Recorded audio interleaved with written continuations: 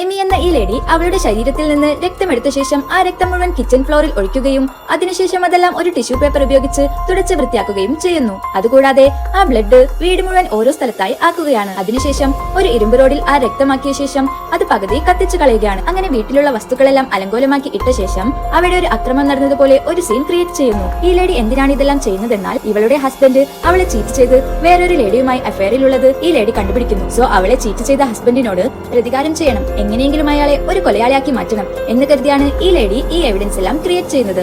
ആദ്യം തന്നെ അവളുടെ ഭർത്താവ് ടിവിയിൽ ഫുട്ബോൾ മാച്ച് കണ്ടുകൊണ്ടിരിക്കുമ്പോൾ ഒരു ഇൻഷുറൻസ് പേപ്പറിൽ സൈൻ ചെയ്യിക്കുകയാണ്. അതിനുശേഷം അവളുടെ ഭർത്താവ് ദിവസവും അവളെ ഉപദ്രവിക്കുമെന്ന രീതിയിൽ ഒരു ഡയറി കുറിപ്പ് എഴുതിയ ശേഷം അത് പകുതി കത്തിച്ച് ഒരു സ്ഥലത്ത് വെച്ച ശേഷം എമി അവിടെ നിന്നും എസ്കേപ്പ് ആവുകയാണ്. ഇപ്പോൾ വീട്ടിലേക്ക് വന്ന എമിയുടെ ഭർത്താവ് വീട് അലങ്കോലമായി കിടക്കുന്നത് കണ്ട് പോലീസിനെ കോൾ ചെയ്യുന്നു. അവിടെ വരുന്ന പോലീസ് അവിടെ മുഴുവൻ സെർച്ച് ചെയ്യുകയും ഭർത്താവിനെതിരെയുള്ള ഒരുപാട് തെളിവുകൾ ശേഖരിക്കുകയും ചെയ്യുന്നു. അങ്ങനെ ഇൻഷുറൻസിന് വേണ്ടി ആ ലേഡിയെ ഹസ്ബൻഡ് തന്നെയാണ് കൊലപ്പെടുത്തിയതെന്ന് പറഞ്ഞ് അവനെ പോലീസ് അറസ്റ്റ് ചെയ്യുകയാണ്.